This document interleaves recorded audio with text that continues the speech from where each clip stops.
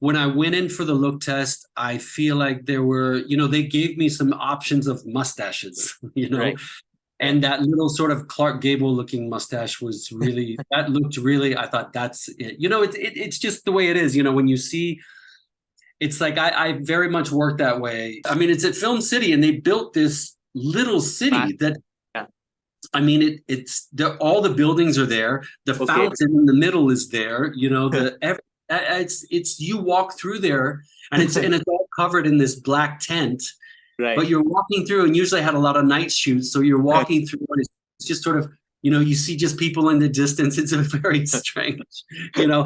It's like this whole other world that's not yet brought to life, but you know that there's life there. It's just, waiting to be filmed. I mean, I really had a great time working with him. He and I had a very nice rapport. Of course, I mean, I have a small little role and he's a giant director. So Yeah. there wasn't a lot of interaction, but the interaction we had was a very gracious and respectful, mutual, Right. it was a very sympathetic, relationship. When I did witness that he would lose his temper a little bit, it just seemed very like anyone would, because he just, if you're not keeping up your end of the bargain, if you're not doing your job, if you're becoming slightly incompetent, then of course he's going to get upset.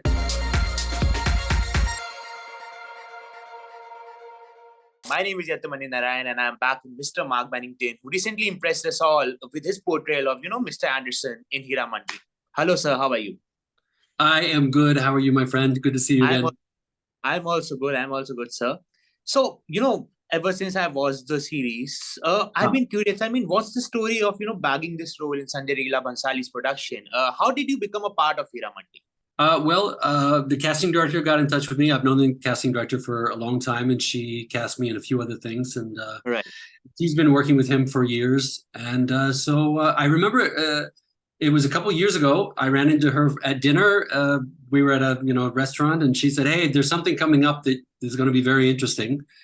And so, and sure enough, a couple of months later, then I was contacted and read for it, and it was a very different. When I read for it, as any creative project does, things change, and it was a very different character when I, it was a very different kind of, right. I mean, it was the same role, of course, but there were different storylines connected to him and all of that. So it all sounded, I mean, it was quite, it all sounded very delicious, the role. Delicious. And also the opportunity to work with, one of the best directors in the business. And so I had, sort of said that I sort of put it out there that I wanted to work with him years ago. And sure enough, then this thing came calling, and it was really a fantastic experience. Fantastic. Right. So, you have mastered the art of emulating accents. So, even in Heeramandi, your British accent is quite, aristocratic and very different from usual. So, and I also noticed one thing, that your way of walking and your demeanor were just perfect. I mean, it was very different. So walk me through the preparation for this character and whether you had any creative inputs to give to Mr. Bhansali about the same. Yeah, not really. I mean, what sort of deciding on a look. I mean, they very clearly had a look that they wanted for the series. I mean, not just, my character. They sort of, when I went in for the look test, I feel like there were, they gave me some options of mustaches, Right. And that little sort of Clark Gable looking mustache was really, that looked really, I thought that's it. It's just the way it is, when you see, it's like I very much work that way. If it's a character that has tattoos or kind of the way they dress or the walk, the accent, all of that just really feeds into it for me. Right. And so when they were picking out clothes and we decided on the mustache, and that's the one that I really wanted, and they ended up choosing that one because it really did look the best. Yeah. And then, the hairstyle, all of that, but really the walk and that demeanor just sort of came organically. I think when we started, I mean, really when we started shooting, because it's not like we had, there were no rehearsals, of course. exactly. I mean, it's not like that almost never happens. So, Right. and especially with this one, it just, they were shooting, I mean, it's such a massive production. They're Yeah. shooting so much stuff, and the set is just gigantic. It's like Universal Studios. It's just huge. Oh, was it like Universal Studios? It was. I mean, it's at Film City, and they built this little city that. Yeah. I mean, all the buildings are there. The Okay. fountain in the middle is there. It's you walk through there, and it's all covered in this black tent. Right. But you're walking through, and usually I had a lot of night shoots, so you're walking through, and it's just sort of, you see just people in the distance. It's a very strange, it's like this whole other world that's not yet brought to life, but that there's life there. It's just, waiting to be filmed. Right. Anyway, so once we sort of got on the set, then it just became very clear that this guy is the guy in charge, and and the accent just came out that way, and that's just sometimes it just kind of happens like that. You kind of don't need. Sometimes you don't. Doing a lot of preparation. I mean, first there wasn't a lot of preparation to do. There was no script.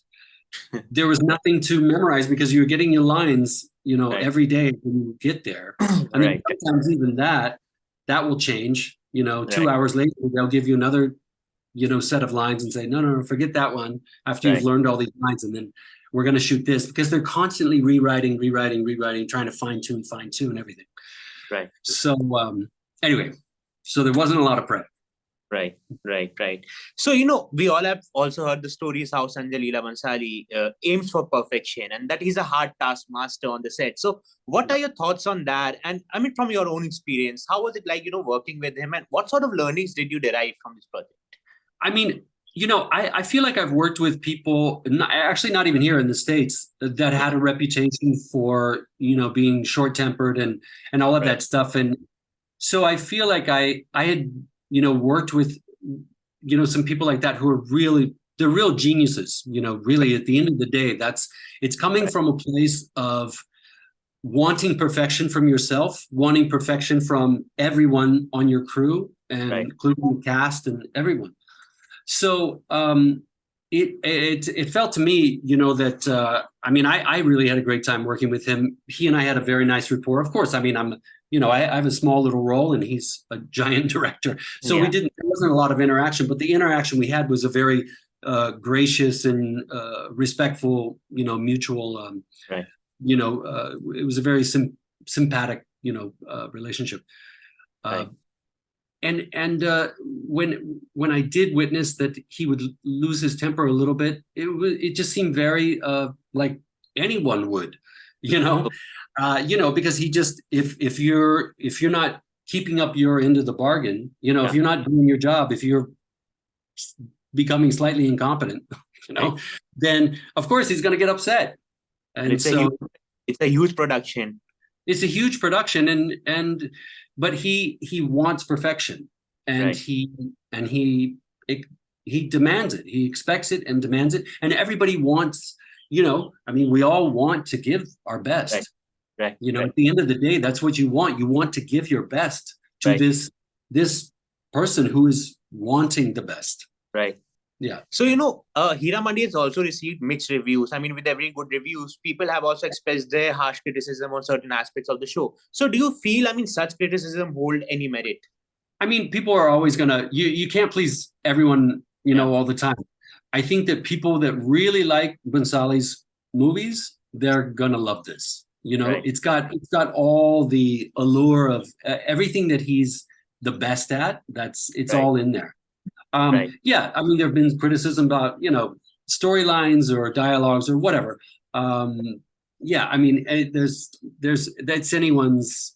I mean, everyone's entitled to their opinion, but anyone who's signing up for seeing something, spectacular and seeing. I mean, I really felt like all these actresses, all the actors. I mean, the actresses in particular, because it's really their show. I mean, let's be honest. They're incredible. I mean, they are incredible. Right. I was just coming to that. I mean, let's which actress, according to you, I mean, stood out from the rest? And since you had many scenes with Aditi Rao Hadri, I mean, how was your rapport with her? Our rapport was great. I mean, she's such a pro, and she had full respect for what I was bringing to the table too. So there was a genuine mutual respect, and she's great. I mean, she's a great actor, and she's also just a great co-worker. You know, she's a total pro. She hits her marks. She remembers her lines. You know what I mean? Like, she's a very clean actress, and just very good. And also she just looks great. Right. You know, I think that's you know, sometimes actors, they just look good. Like, they're just interesting to watch. Interesting, you know. And having said that, like, you know, Sonakshi, like everyone everyone in the cast, really, I really, but Sonakshi is also, like, that really was a standout role. Right. But everyone equally, you know, across the board was great. Right. So, I mean, do you have any fond memories from the sets of Heeramandi, and how did you bond with other actors? I mean, I also had, you know, I had a number of scenes with Jason that ended up getting cut, but yeah, I mean, lots of stuff that happens all the time, you know. Right. As they're trying to fine tune, you know, this huge train, you know, some cars they have to let go of. So some scenes got cut, but yeah, Jason was very cool, and we had I mean, he's a diligent actor, and I appreciate that. Right. Yeah, we had a number of, like, you know, the very first night I was shooting, it was a night shoot, and we just had to do take after take after take after take. My God. Bhansali wasn't there that night. I don't know where he was, but they were sending him clips, and then he was approving or not approving. Okay. But they wouldn't send him every clip. They would just send him every, I don't know. Anyway, we ended up doing like 15, 20, 25 takes. Oh my God. Each setup. We do the wide shot. And then, you know, it was like 19 takes of the wide shot. I thought, are you guys kidding me? Is this a joke? I thought there was some, like, candid camera. I thought, this has got to be a joke. We can't be doing that many takes. And then I thought, well, certainly we'll get to the close-up and it'll be fine. We'll do 2 takes. It was like another 17 takes on the close-ups. And then over the shoulders were like, I couldn't believe it. It took 12 hours to shoot 1 page. Oh my God. Because they were doing these little micro adjustments, you know, where they would just move this thing on the desk over that much.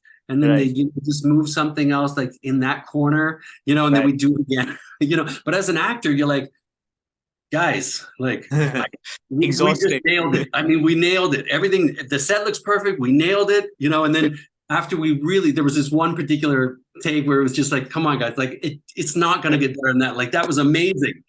And then, you know, the cinematographer was like, I think we need a little smoke in the background. I was like, what? Like, you gotta be kidding me. Oh my God. So we did another, I mean, anyway, so that was my first day on the set. Oh my God. Yeah. So that's, like, we say that Sanjay Leela Bhansali aims for perfection. I mean, he needs everything to be precise. Right. Yeah. But ironically, when he's there, we only did like 4 or 5 takes or 3 takes. Okay. Because he just, you know, it just happens like that. And it's yes or it's no. Instead of like, well, maybe he'll like this. Well, what if I think he'll like this better. What if he'll like this better? You know what I mean? So there was sort of all this, you know, all this micro directing that they were hoping to get his approval on. So right. So, you know, music is also one of the most beautiful aspects of Heeramandi. So what's your take on that? And whether you had explored these genres of, you know, ghazal or thumri, or, you know, folk music of Uttar Pradesh that has been, like, used in Heeramandi? I knew nothing about it. Nothing about it at all. In fact, when the you know, the first thing released on Instagram, that was the first time I heard it. Right. So yeah, I mean, I didn't know anything, but I love it. I think it's so beautiful. And I'm a huge fan of his from before. Like, the first thing I saw of his that I remember was Bajirao. Okay, that was the first. That was the first, and then I saw others, and then went back and saw some earlier ones. But that was the first one that just really, I was like, oh my God, like, who is this director? You know, my wife was like, it's Bhansali. Like, everybody knows Bhansali. I was like, I don't know. I didn't. Right, right, right, right. So also, I mean, let's talk about your role in Savarkar. I mean, you played Reginald Craddock, and Yeah. like but I haven't watched the film yet, but I saw your look on Instagram, and it was quite different from all your previous ones. So tell us your experience working alongside Randeep Hooda. I mean, what kind of director he was, and how did you go about preparing for that? Because I've heard that film also required a lot of preparation. That was a very complex movie. Yeah, well, for him, for sure. I mean, he had a lot of prep going into that. And I think by the time I got there, I think it was close to the end of the shoot. Right. And we shot in Intamin Islands. We shot the actual, jail, which is, yeah, which is a kind of eerie, it's just, of course, it's an eerie place to be. Just knowing that, if these walls could talk, it's, I think it was a very stressful, I wouldn't say it was the most comfortable shoot for anyone.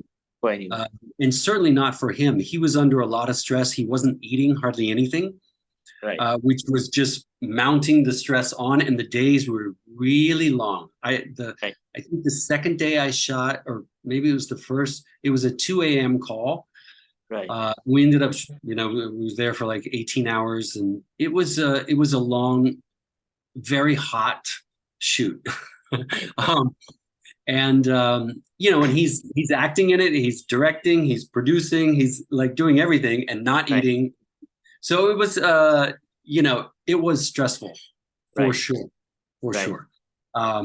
So yeah, so I can't say it was the most pleasant, but having said that, and I it was one of those things that you never really know how things are going to turn out when you're shooting them. You kind of have some guess, but that I had no idea.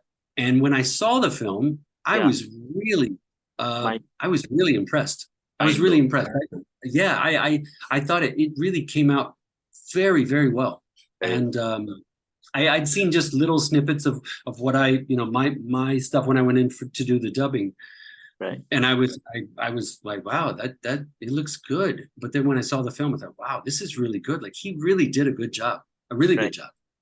So, last time when we talked, you expressed your excitement for Devil, but I was reading some articles where you have revealed that the makers didn't give you your due. So what actually happened on that front, and whether it has been resolved now? Oh, yeah. It was resolved right after that. They, I know. I was so excited about it. It was my first lead villain. Yeah, we talked about it. And I mean, I had, great fight scene at the end. Like, it was an all out, like I was really, really genuinely excited. Everyone, the whole crew, the cast, like, we had such a great rapport. But, sure enough, they just didn't pay after that last schedule. And they kept on saying, oh, we're so sorry. Every time we get on the phone, they would apologize. We're going to send it in a few days. That went on for 9 months. Oh my God, 9 months. 9 months. To the point where, when the trailer came out and it was my face on the poster, as the villain, and it's me in the trailer, but with somebody else's voice, I thought, this is like, and the film was going to release in 5 days. I just thought, this is, I mean, if I don't say something now, I mean, this is crazy. It's really not right. And I know that I'm not the only one. Like, that's the other reason I felt like I've really got to speak up, because I know that there are a lot of people. Because I read, like, after you, even Alex Sunil also, he also expressed. Yeah. Exactly. There were a number of people. There were tons of people actually that sort of reached out to me and sent me messages and said, this happened to me, or this is still happening to me. I'm still trying to get paid from so-and-so and whatever. So they got, as expected, they got very upset. And but it's their own damn fault, I mean, I just thought, this is so simple. Like, and I told them, like, why I wish you hadn't have forced me into this corner where I'm having to do this. I'm having to take it public. You give me no option. Because my lawyers had sent them, breach of contract, everything. Like, we looked at taking them to court, but that really wasn't going to do much. So anyway, I went public, and sure enough, the very next morning, of course, that night after the article came out and sort of went crazy, Right. I got about 50, 60 calls from the producers. Wow. And the very next morning, like 9 a.m., they paid everything. Right. Right. Right. So I commend them for doing the right thing and doing it, expeditiously, but it really did not need to come to that. And that's the whole point. That was the whole point of doing it. Is that, please, guys, don't. It's not necessary. Right. Be professional. It's easy. Perfect. Exactly. Yeah. Exactly. Yeah. So Saas Bahu Flamingo completed 1 year, and Donze has been one of the most challenging role of your career. So what are your reflections on the same after a year, and whether you have found a role as challenging as Donze now? Yeah, no, I haven't. No, I haven't. I really think that those are. I would love to think that they come around more often than they do, but yeah, it's kind of a rare thing. And I know last time I spoke with Homie, I know they're going to do a season 2. At least they were starting to write season 2. So, and whether or not I'll be there, everyone seems to think that Donze's got to come back. Everyone says he's got to come back. Donze's twin brother can be back, in a different look. You can suggest exactly. So whether or not that happens, I certainly, I look back at what that with such great fond memories and such, I'm very proud of it. I'm not just proud of, I'm proud of to be a part of that project, to play a role that was a significant piece of that project. Right. So, yeah. So that was, I have nothing but just lovely, incredible memories from that. And people still come up and, they're not really recognizing me now for Donze days, with my current look, but sometimes they do. And it's always nice, when somebody appreciates your work. And yeah. But did that show change how you used to pick your roles earlier compared to now? Now you are always looking for more challenging. Is that the case right now? Like before doing Saas Bahu Flamingo? Man, I wish I could say that was the case. You really, honestly, in the category that I'm in, you kind of just take what you can get. There are not a lot of roles, and they're almost all of the same genre. Yeah. So it's pretty slim pickings. There's quite a bit of stuff that I turn down. Just if it's just the same old British Raj. Sometimes I take stuff just because it seems like, but. It's just the reality of this category that I'm in. Yeah. And this, that's the other reason I started writing. So I've been writing a series, just started writing a short film. Yeah, I wrote this series during the lockdown. I started writing. Yeah, you were telling me about it last time. Yeah, exactly. So started writing that, and you put a whole package together. We've been meeting. So I've producing partner. We've been meeting with, production houses. So let's see, touch wood, what happens with that. Of course, that would be, I've written a character from myself, but mostly, it would be very exciting also just to be on the other side and if I had the opportunity to direct some of the episodes. Well, that would be very interesting to see a series made by you. I think so too. Yeah, I think so too. Yeah, it would be, it'll happen. It'll happen at some point, touch wood. Right. So finally, what does 2024 look like for you? What are some of your upcoming acting projects that you're shooting for currently? What should we all look forward to? I know that Indian 2 is coming out, which, again, I don't have a huge role, but I won't give it away. But yeah, you were telling me about that experience last time. So yeah.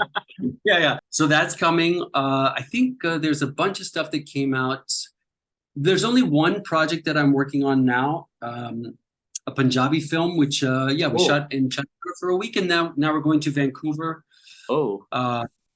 So it's about the what is it? The Kamagara Maru incident. So so I play Malcolm Reed, who doesn't let them in, and another asshole. But I play him in a nice way. I play him in a charming way. All these guys are, you got to make them human. Otherwise, it's just not going to be interesting. Right. So are you also getting, offers from international projects or from, Hollywood or from... I wish I could say yes. No, nothing. You never know. You never know what's around the corner. But at present, I'm doing a lot of, taking the kids to school and taking picking the kids up, Playing taking them the to role. basketball. Good Yeah, dad. I am Mr. Dad right now. Ah, So right, I'm writing, I'm Mr. Dad. I have to go to Vancouver at some point to shoot. right. So that's sort of yeah, I'm just staying. I mean, I'm always staying busy. I'm also a photographer and I'm Yeah, doing some shoots and stuff like yeah. that. So but acting wise, there's a play that there's a production of King Lear with Nasir that's Oh, coming up in the fall. So anyway, there's always stuff like that, but Hollywood's not calling, and right, not yet. And right, I mean, I really don't. It doesn't matter if they do or don't, but right. but it certainly would be interesting, I think, to shoot some. It would be interesting to shoot more, realistic kind of stuff. Yeah, so that's it from my end. Thank you so much, Mark, for taking out time. It's always a pleasure speaking with you. Yeah, Same, man. yeah, Likewise. Great to see right. you.